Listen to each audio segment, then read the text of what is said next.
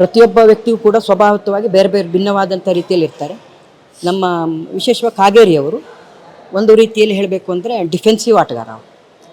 ಅವರು ಅಗ್ರೆಸಿವ್ ಆಟಗಾರ ಅಲ್ಲ. ನಮಗೆ ಅಂಜಲಿ ನಿಂಬಾಳ್ಕರ್ ಅವರು ಒಂಥರ ಅಗ್ರೆಷನ್ ಇರತಕ್ಕಂಥ ಒಂದು ಮಹಿಳೆಯಾಗಿ ಕಾಣಿಸ್ತಾ ಇದ್ದಾರೆ. ಅಭಿವೃದ್ಧಿ ವಿಚಾರದಲ್ಲಿ ನಮಗೆ ಇವತ್ತು ಉತ್ತರ ಕನ್ನಡಕ್ಕೆ ಬೇಕಾಗಿರ್ತಕ್ಕಂಥದ್ದು ಅಗ್ರೆಸಿವ್ ಡೆವಲಪ್ಮೆಂಟ್ ಹತ್ರ ನಾವು ರೀತಿಯಲ್ಲಿ ತಗೊಂಡು ಹೋಗಬೇಕಾಗಿದೆ ನಮ್ಮ ಜನಪ್ರತಿನಿಧಿ. ಹಾಗಾಗಿ ಉತ್ತರ ಕನ್ನಡ ಜಿಲ್ಲೆಯ ಸಮಗ್ರ ಅಭಿವೃದ್ಧಿ ದೃಷ್ಟಿಕೋನದಿಂದ ಅಂಜಲಿ ನಿಂಬಾಳ್ಕರ್ ಅವರು ಅತ್ಯಂತ ಯೋಗ್ಯ ಮತ್ತು ಸಮರ್ಥ ವ್ಯಕ್ತಿಯಾಗಿ ಕಾಣಿಸ್ತಾರೆ ಕಾಗೇರಿಯವರಿಗಿಂತ ಅನ್ನುವಂಥದ್ದನ್ನು ನಾನು ಹೇಳಲಿಕ್ಕೆ ಬಯಸ್ತೇನೆ. ರಾಮ ಮಂದಿರ ಕಟ್ಟಿರ್ತಕ್ಕಂಥದ್ದು ಅದು ಒಂದು ದೊಡ್ಡ ಹೋರಾಟ. ಅದು ದಶಕಗಳ ಕಾಲದಿಂದ ಬಂದಿತ್ತು, ಹೋರಾಟ ಆಗಿತ್ತು.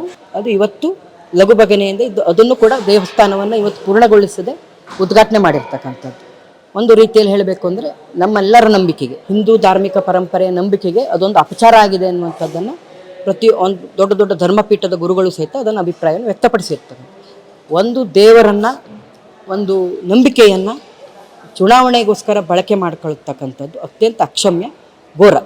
ಇವರು ಶ್ರೀರಾಮನ ವರಕ್ಕೆ, ಆಶೀರ್ವಾದಕ್ಕೆ ಪಾತ್ರರಾದರು ಈ ಕಾರಣದಿಂದ ಅಂತ ನಾನೇನು ಅಂದ್ಕೊಳ್ಳೋದಿಲ್ಲ. ಯಾಕೆಂದರೆ ಅಪಚಾರ ಮಾಡಿರೋದಕ್ಕಾಗಿ ಶ್ರೀರಾಮ ಪ್ರಭುವಿನ ಶಾಪ ಇವರಿಗೆ ತಟ್ಟುತ್ತದೆ ಈ ಸಂದರ್ಭದಲ್ಲಿ ಅನ್ನುವಂಥದ್ದೇ ನನ್ನ ನಂಬಿಕೆ ಇರ್ತಕ್ಕಂಥದ್ದು. ಇನ್ನೊಂದು ಮೋದಿ ಈಸ್ ಒಂದು ಶೋಮ್ಯಾನ್, ಬಿಗ್ ಶೋಮ್ಯಾನ್. ಅವರು ಪ್ರತಿಯೊಂದು ಕಾರ್ಯಕ್ರಮವನ್ನು ಕೂಡ ಒಂದು ಸಿನಿಮಾ ಶೂಟಿಂಗ್ ಥರ ಇರ್ತದೆ ಅವರದ್ದು.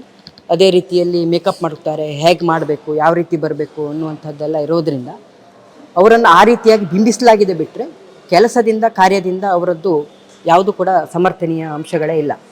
ಮೋದಿ ಅಲೆಕ್ಕಿಂತ ಹೆಚ್ಚಾಗಿ ಇವತ್ತು ಜನ ವಿಚಾರ ಮಾಡ್ತಾ ಇರತಕ್ಕಂಥದ್ದು ನಮ್ಮ ಅಭಿವೃದ್ಧಿ ವಿಚಾರವನ್ನು ಬಂದಿದ್ದಾರೆ. ಇವತ್ತು ಜನ ಈಗ 10 ವರ್ಷದಲ್ಲಿದ್ದಂತಹ ವಿಚಾರದಲ್ಲಿ ಮೋದಿ ಇಲ್ಲ.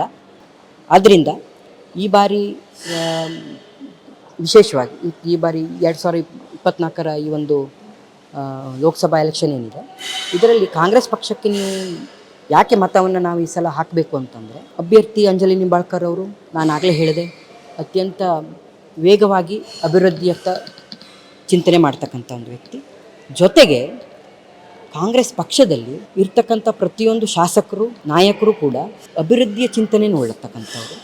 ವಿಶೇಷವಾಗಿ ದೇಶಪಾಂಡೆ ಅವರು ಇರ್ಬೋದು, ಉಸ್ತುವಾರಿ ಸಚಿವರು ಇರ್ಬೋದು, ಶಾಸಕರ ಭೀಮಣ್ಣ ನಾಯ್ಕರು ಇರ್ಬೋದು, ಸತೀಶ್ ಸೈಲ್ ಇರ್ಬೋದು, ಇವರೆಲ್ಲರೂ ಕೂಡ ಕೇವಲ ಸ್ಥಳೀಯವಾಗಿ ಅಭಿವೃದ್ಧಿ ಚಿಂತನೆಗಳನ್ನು ಮಾತ್ರ ಪ್ರಿಯಾರಿಟೈಸ್ ಮಾಡಿ ಮಾತಾಡ್ತಾರೆ. ಯಾವುದೇ ವಿಚಾರದಲ್ಲಿ ಜಾತಿ, ಧರ್ಮ ಅಥವಾ ಇನ್ನಿತರ ಧಾರ್ಮಿಕ ಅಂಶಗಳನ್ನು ಮುನ್ನೆಲೆಗೆ ತಂದು ಮಾತಾಡ್ತಾರೆ. ಹಾಗಾಗಿ ನಮಗೆ ಅದಕ್ಕಿಂತ ಇವತ್ತು ಎಲ್ಲ ವಿಚಾರಗಳಕ್ಕಿಂತ ಹೆಚ್ಚಿನದಾಗಿ ಪ್ರಾಮುಖ್ಯತೆ ಪಡೆದಿರ್ತಕ್ಕಂಥದ್ದು ನಮ್ಮ ಸ್ಥಳೀಯ ಸಮಸ್ಯೆಗಳಿಗೆ ಪರಿಹಾರ ಕಂಡುಕೊಳ್ಳುವಂಥದ್ದು. ಕೇಂದ್ರ ಮಟ್ಟದಲ್ಲಿ ಆಗ್ತಕ್ಕಂಥ ಭಾಳಷ್ಟು ಸಮಸ್ಯೆಗಳಿದೆ. ಅದೆಲ್ಲದಕ್ಕೂ ಕೂಡ ಉತ್ತರವನ್ನು ನಾವು ಕಾಂಗ್ರೆಸ್ ಪಕ್ಷದಿಂದ ಪಡ್ಕೊಳ್ಬೇಕು. ಹಾಗಾಗಿ ನಾವು ಈ ಸಲ ಕಾಂಗ್ರೆಸ್ ಪಕ್ಷಕ್ಕೆ ನಾವೆಲ್ಲರೂ ಜನರು ಕೂಡ ಸರಿಯಾದ ರೀತಿಯಲ್ಲಿ ಬೆಂಬಲವನ್ನು ಕೊಟ್ಟು ಆಶೀರ್ವಾದ ಮಾಡಬೇಕಂತ ಕೇಳ್ತೀವಿ.